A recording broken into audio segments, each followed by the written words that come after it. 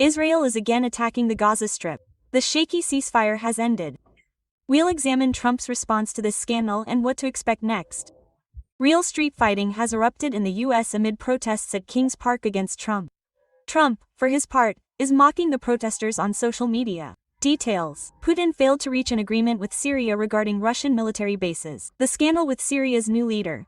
There will be no friendship. The scandal surrounding the detention of Sputnik Azerbaijan's editor-in-chief ends. Igor Kardavuk was released from custody and flew to Russia. Details: Afghanistan and Pakistan agreed to a ceasefire on the border. It happened without Trump's participation. Turkey and Qatar acted as guarantors. For how long? Scandal erupted during Trump's meeting with Zelensky. Shocking details and the US president's demands for Ukraine have surfaced.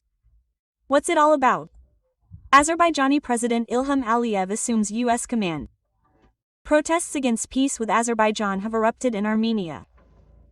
More on all this in a moment. You're on the Mir Dobra channel. Subscribe, like, and don't forget to leave comments. We're here for you.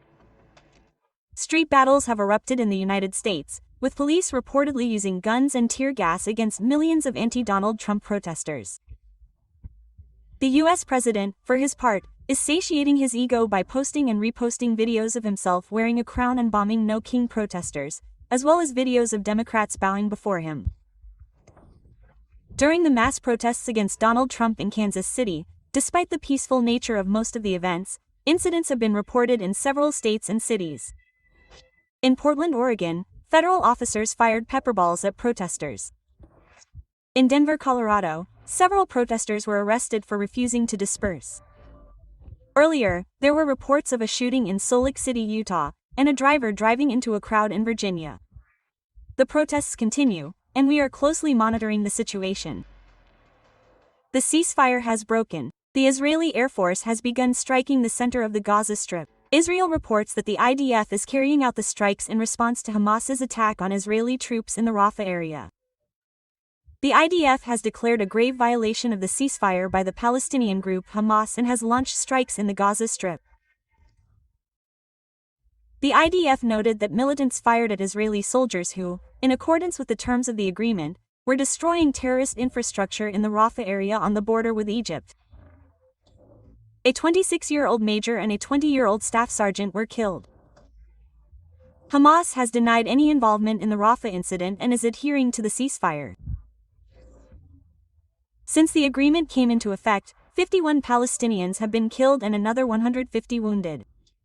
The IDF has begun retaliatory strikes to eliminate the threat and eliminate tunnels and other military installations used by Hamas. Israeli Prime Minister Benjamin Netanyahu ordered the IDF and security services to take decisive action against terrorist targets in the Gaza Strip following militant attacks on soldiers. Israel also suspended humanitarian aid deliveries to the Gaza Strip until further notice. US President Donald Trump stated that Hamas promised to disarm and added, "If we have to, we will disarm them," specifying that this will be done by himself, the US, or its proxies, such as Israel. The international military contingent for the Gaza Strip is expected to be led by Egypt, while Azerbaijan, Indonesia, and Turkey will send significant numbers of troops. Putin failed to reach an agreement with Syria regarding Russian military bases. The fate of 2 Russian military bases in Syria remains unresolved, despite the recent visit to Moscow of Hamas leader Ahmed al-Ashar and Russian President Vladimir Putin's offer of friendship. The countries are currently discussing a revision of the agreements, including on this issue, said Syrian Foreign Minister Assad Ashabani. He noted that all agreements with Russia reached under the previous regime are suspended and unacceptable, and no new ones have been reached yet. The foreign minister added that during Ashar's visit, he raised the fate of former Syrian President Bashar al-Assad, who fled to Moscow after his overthrow in December 2024, and discussed prospects for cooperation if differences are resolved.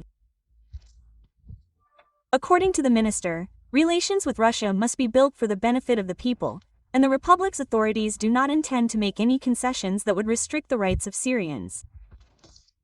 The foreign ministry is working to overcome the consequences of previous diplomacy, which served as blackmail in favor of an approach open to dialogue and cooperation, Asharani concluded. Afghanistan and Pakistan agreed to a border ceasefire. After a week of armed clashes, Afghanistan and Pakistan reached an agreement on an immediate ceasefire. The talks took place in Doha with the mediation of Qatar and Turkey.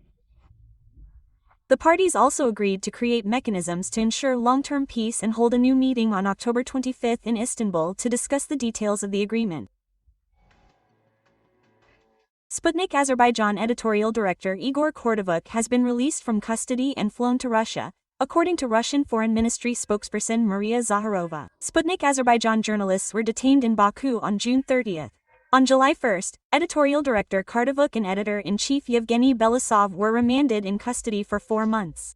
Additionally, 8 more Russian citizens were detained and remanded in custody in Baku on July 1, accused of drug trafficking from Iran, online trafficking of illegal substances, and cyber fraud. They remain in custody. Only the propaganda publication's employees were released. Do you think this release was fair? Cooperation between Azerbaijan and the United States is deepening. Azerbaijani President Ilham Aliyev received commander of the U.S. Central Command and Navy Admiral Brad Cooper. During the conversation, the development of bilateral relations between Azerbaijan and the United States was noted with satisfaction. Recently, an exchange of views took place on prospects for cooperation in the military and military technical spheres.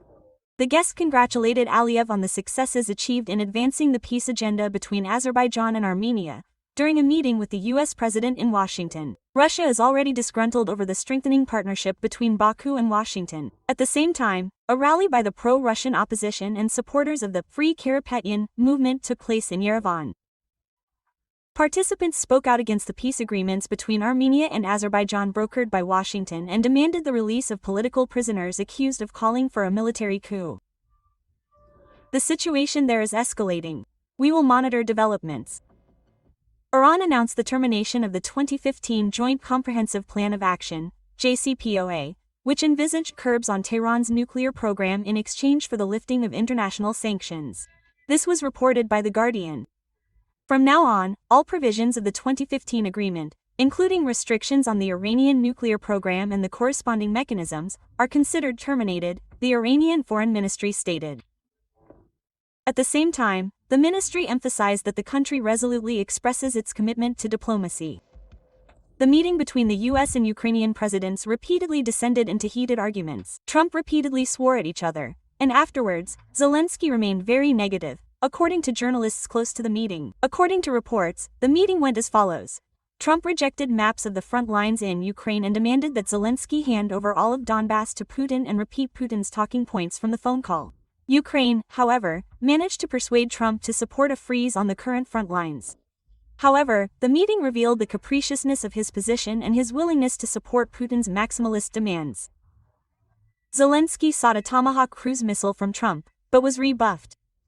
The meeting was reminiscent of the tense meeting in February, when Trump and Vice President Vance criticized Zelensky for his alleged lack of gratitude to the U.S. European officials note that Trump took many of Putin's points literally, even when they contradicted his earlier statements about Russia's weaknesses. Trump told Zelensky that the Ukrainian leader needed to reach an agreement or face destruction. According to the official, he said Zelensky was losing the war and warned, "If Putin wants it, he will destroy you." At this point in the meeting, the U.S. president cast aside the Ukrainian battlefield maps. Trump spent most of the meeting lecturing Zelensky, repeating Putin's arguments and urging him to accept Russia's proposal. What do you think of the Trump-Zelensky meeting? And did it bring the war closer? Share your thoughts in the comments. See you tomorrow at the same time on the same channel. Subscribe so you don't miss a thing.